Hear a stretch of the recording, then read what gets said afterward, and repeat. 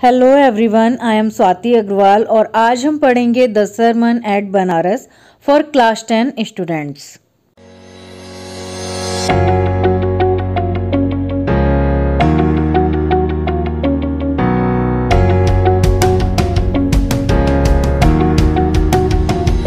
Before starting the chapter, we will discuss the title, The Sermon at Banaras.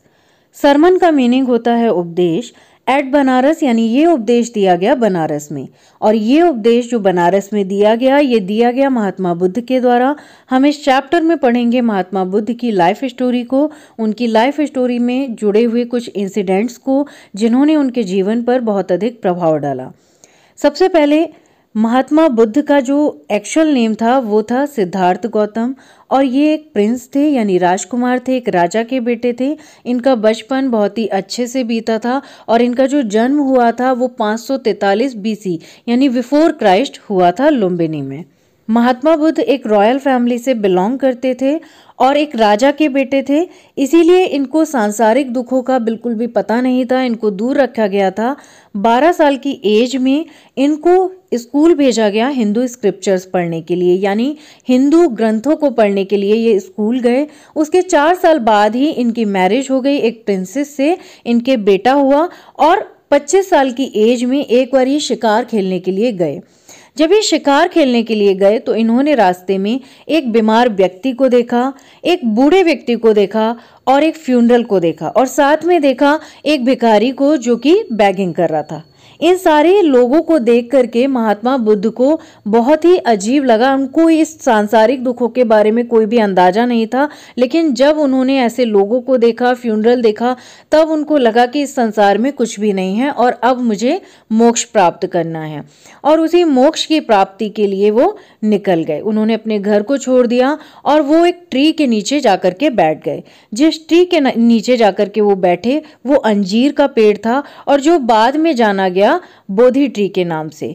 Bodhi tree इसको इसलिए कहा जाता है क्योंकि महात्मा बुद्ध ने जो बोध किया, जो ज्ञान प्राप्त किया, वो इसी ट्री के नीचे लगातार 7 दिन बैठ करके प्राप्त किया। और उसके बाद जब उनको ज्ञान प्राप्त हो गया तो वो वहीं बैठ करके लोगों को उपदेश देने लगे। और इन्होंने सबसे पहला जो उपदेश दिया वो अपना बनारस में गंगा के घाट के पास दिया।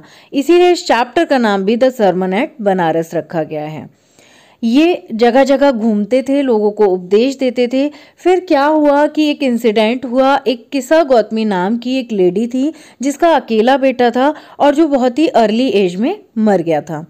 जब उसकी डेथ हो गई तो किसा गौतमी बहुत ज़्यादा परेशान हो गई और वो जगह जगह घूमने लगी, लोगों की मदद मांगने लगी, लोगों के पास जाने लगी। अपने बेटे की जो डेड बॉडी थी उसको अपने हाथ में उठा करके वो लोगों के पास जाती थी, लोगों के घरों में जाती थी और उनसे ये कहती थी कि मेरे बेटे के लिए दवाई दे दीजिए ताकि ये ठीक हो जाए।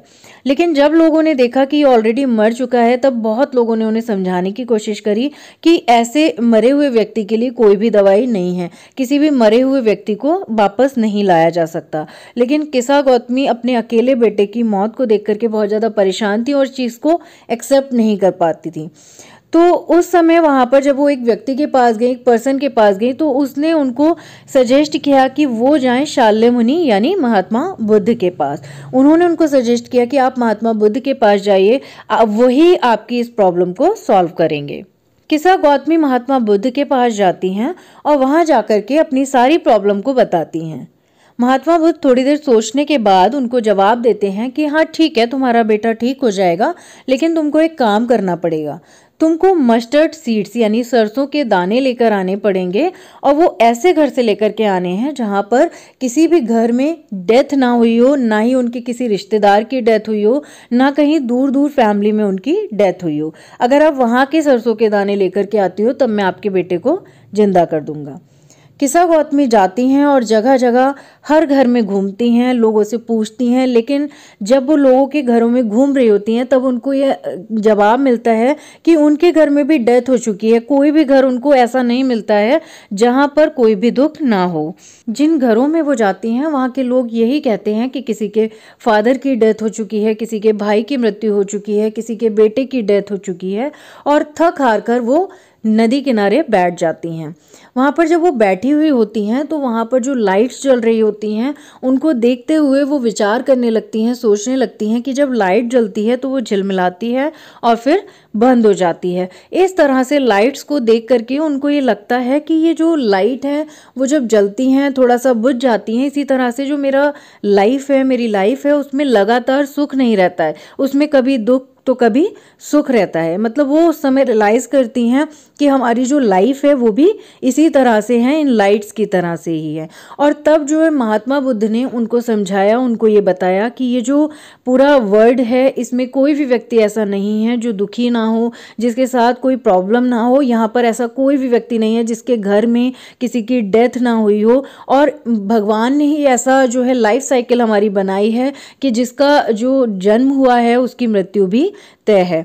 और ये भी उनको रियलिटी बताई कि जब कोई व्यक्ति बूढ़ा हो जाता है तो उसके बाद उसकी डेथ आना निश्चित हो जाती है।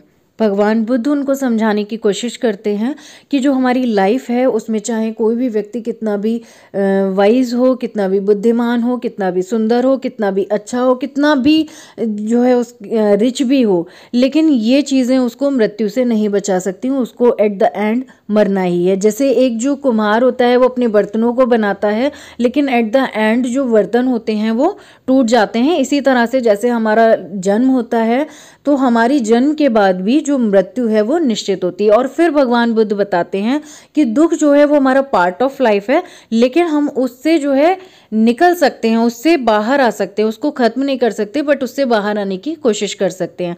हमको जब हमारे साथ कुछ प्रॉब्लम्स आती हैं उस समय पेशेंस रखना चाहिए।